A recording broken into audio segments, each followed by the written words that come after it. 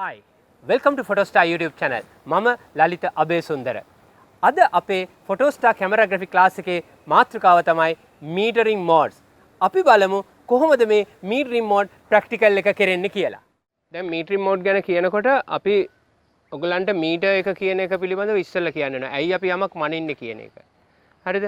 ඒ දේ practically අවබෝධ කරගත්තොත් තමයි metering mode කියන එක හරියටම අපිට අවබෝධ වෙන්නේ. දැන් අපි උදාහරණයක් වශයෙන් මෙහෙම හිතමු. අපි මොනවා හරි මේ සුපර් මාකට් එකට ගිහලා කීල්ස් එකට ගිහිල්ලා හාල් ගන්නකොට අපි මැනලා ගන්න. ඒ වගේම මොනවා හරි අපි බීම එකක් ගන්නකොට ඒකත් මැනලා ගන්න. ඒ වගේම අපි යම් දුරක් කියනකොට මේකත් මනිනවා. මේ ප්‍රැක්ටිකල් උදාහරණ ටික තේරෙනවද? දැන් ඒකෙන් අපි බලමු ඉස්සෙල්ලාම මම මුලින් කියපු එක. අපි යමක් ගන්නකොට අපි හාල් හරි පාන් හරි ගන්නකොට මොකෙන්ද මනින්නේ? කියන්නේ තරාදියෙන් මනින්නේ නේ. තරාදියෙන් මනින්නේ. එතකොට ඒකකය ග්‍රෑම් හෝ කිලෝග්‍රෑම් හෝ තමයි ඒකකය නේ. ඒක තමයි ඒකකය වෙන්නේ. එතකොට අපිට ඒක දැනෙන ප්‍රමාණය වැඩි. දැනෙන ප්‍රමාණය වැඩි වෙන්න හේතුව තමයි ග්‍රෑම් හෝ කිලෝග්‍රෑම් කියන එක අපිට තේරෙනවා. හරිද? ඒ වගේම තමයි අපි ඔය බීම වර්ගය ගන්න යනකොට බීම මැනෙන්නේ මොකෙන්ද? බෝතල් වලින්. එහෙම නැත්නම් මිලිලීටර් හෝ ලීටර් වලින්. හරිද? එතකොට ඒකත් අපිට දැනෙන ප්‍රමාණය වැඩි. හරිද? මෙතන ඉඳලා කිරිබත්වලට තියෙන ඩිස්ටන්ස් එක බැලුවොත් ඒක මනින්නේ මොකෙන්ද? මීටර වලින්. ලංකේශතේ තියෙනවනේ තමයි මීටර එක මට එක දෙන්න. දැන් ඔය කියපු ප්‍රැක්ටිකල් උදාහරණ තුනම ඔයගොල්ලන්ට තේරෙනවා. මෙහෙමයි. ඔය පස්සේ ටික තේරෙන්නේ නැත්නම් මේ සරල ටික තේරුම් ගත්තේ නැත්තම්. හරිද? ඒ නිසා කරුණාකරලා සරල ටික හොඳට තේරුම් ගන්න. බර මනින්න තරාදිය පාවිච්චි කරනවා ඒකකය රාත්තල් හෝ ග්‍රෑම් හෝ කිලෝග්‍රෑම්. පරිමාව මනින්න මිලිලීටර් හෝ ලීටර් හෝ බෝතලේ පාවිච්චි කරනවා. හරිද? ඒකෙදිත් අර අපිට ওই රාත්තල කිව්වහම පරණයට පොඩක් තේරෙනවා.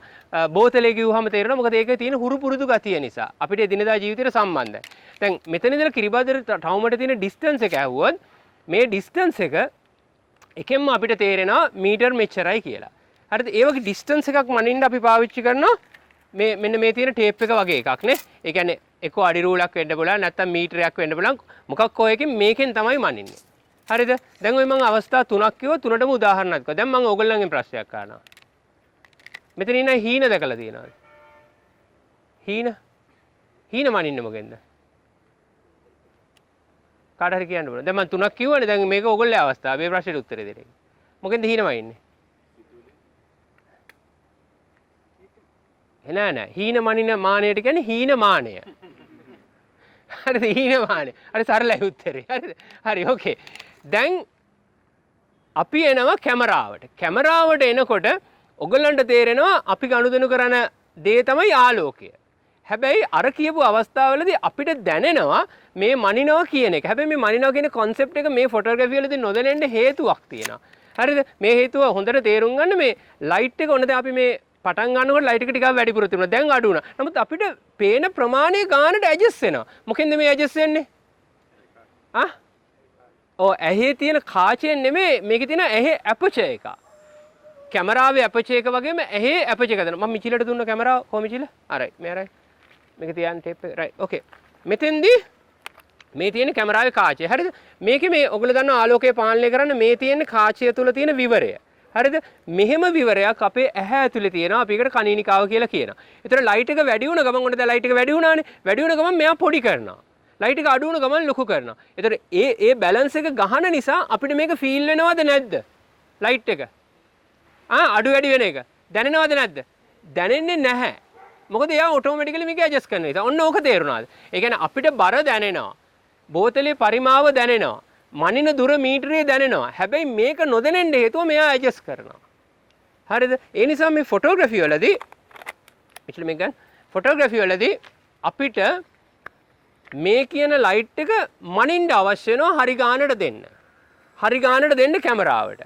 හරිද? එතකොට මේ මැනලා සෙන්සර් එකට හැකියාව තියෙන හැම වෙලේම මේ මැනලා නිවැරදිව දෙන ලයිට් එකේ ප්‍රමාණයට අනුව පින්තූරේ හරියට අපිට ලබා දෙන්න. අපි මැනලා දෙන ලයිට් එක වැඩි වුණොත් අපි කියනවා පින්තූරේ ඕවර් එක්ස්පෝස් එකවත් අධි අනාවරණය හේවත් සුදු වෙනවා.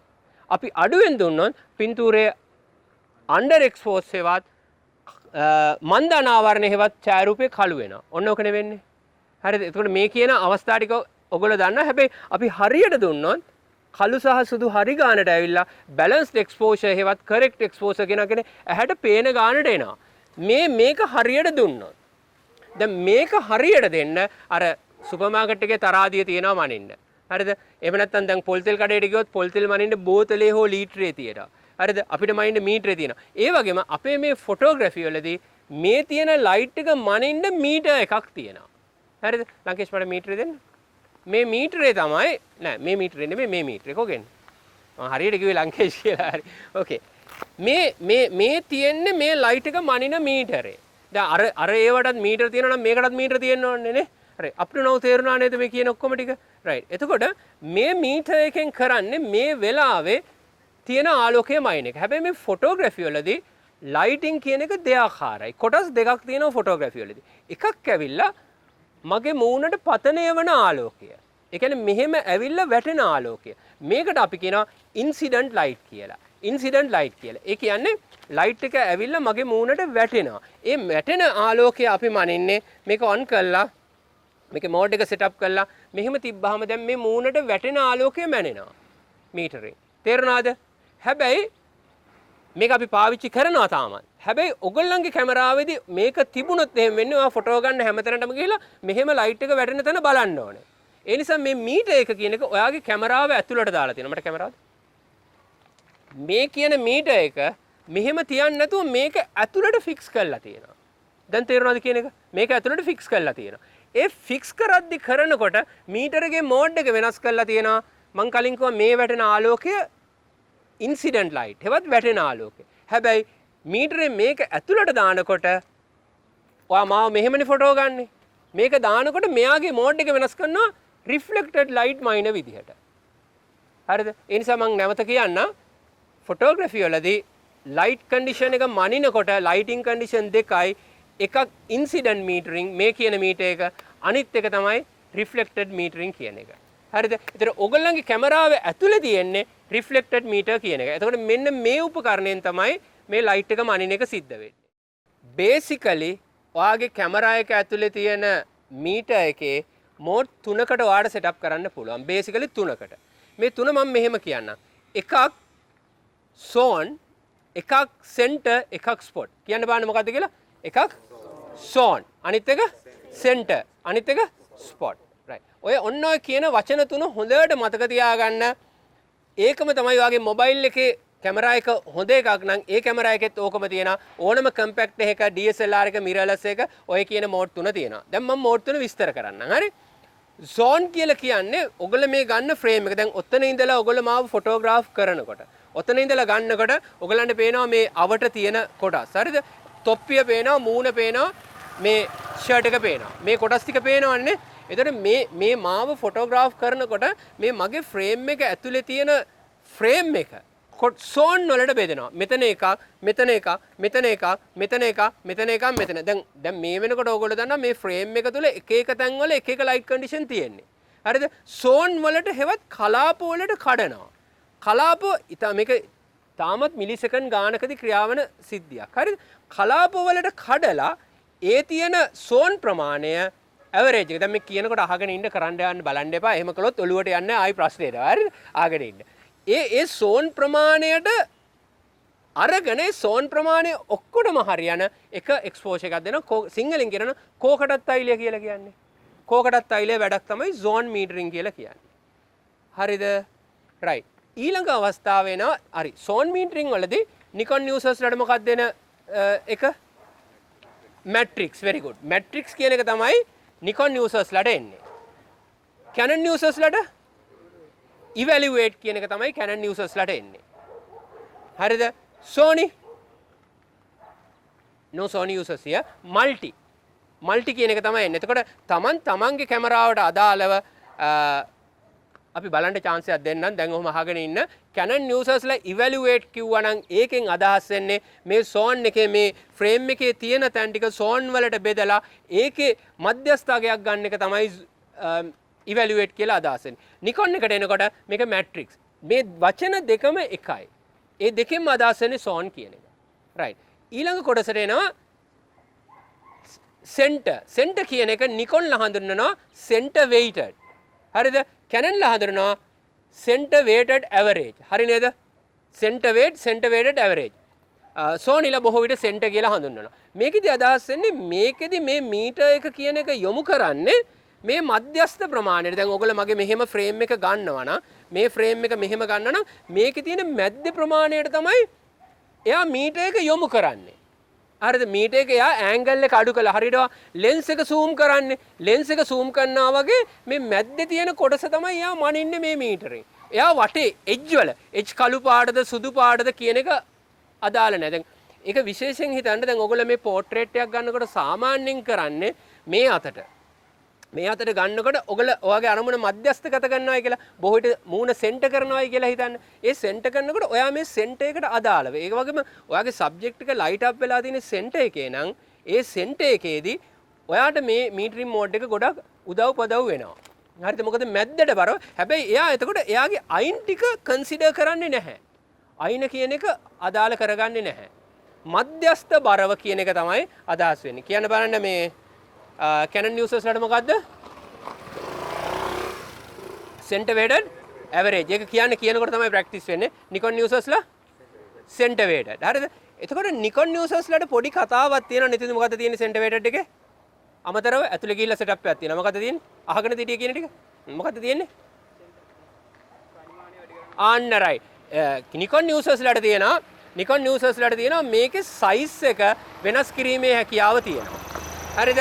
size එක වෙනස් කරන්න පුළුවන්. හැබැයි කියන්නේ centimeter එකේ අරය වෙන ඔයගේ මිලිමීටර් කීයද දාන්න පුළුවන් එකේ. බලන්න ඕනේ කටපාඩමින් කියන්න ඕනේ දැන්.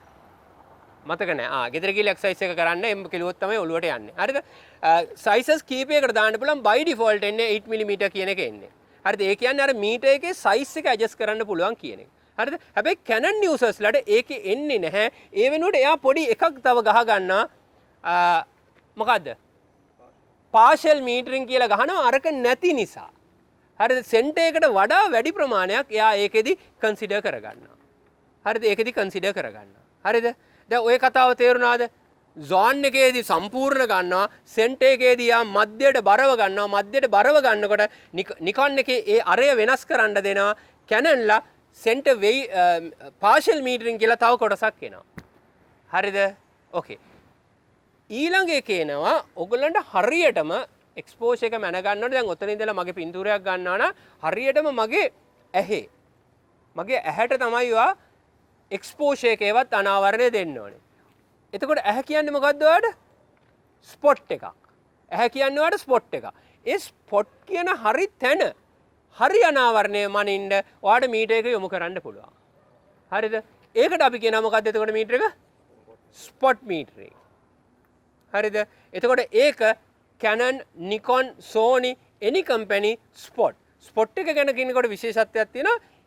portraits වලදී හරියටම skin එකට හෝ ඔයා ඉන්න ඇඳුමට හෝ අවශ්‍ය තැනකට හරි අනාවරණය ගන්න ස්පොට් එක පාවිච්චි කරන්න පුළුවන්. ඒ වගේම ඔයාගේ කැමරා එකේ කැටලොග් එකත් බලන්න ඕනේ මේ ස්පොට් එක ෆෝකසින් පොයින්ට් එකත් එක්ක මාරු කරන්න පුළුවන්ද කියන හැකියාව කැමරාවත් එක්ක බලන්න ඕනේ. හරිද? දැන් මම මීටරින් කියන්නේ මොකක්ද කියලා කිව්වා. මීටරින් මෝඩ්ස් ගැන කිව්වා. දැන් අපි එකින් එකට ඔයගොල්ලෝ ප්‍රැක්ටිකල් කරලා බලමු කොහොමද මේක වෙන්නේ කියලා. එකින් එක ප්‍රැක්ටිකල් කරලා බලමු. හරි? අහන්න ප්‍රශ්නය. අහන්න. ප්‍රශ්නය අහන්න. හරියට හරි. very good. හරි. excellent. අවස්ථා. අන්න ඒක තමයි වැදගත් වෙන්නේ. දැන් අපි බහින්න හදන්නේ අන්න ඒ වැඩේට. ඒ කියන්නේ ඇයි අපිට තුනක් තියෙන්නේ මොකටද අපි මේක පාවිච්චි කරන්න කියන එකට තමයි අපි දැන් බහින්න. මොකද අපි දැනගන්න එපානේ.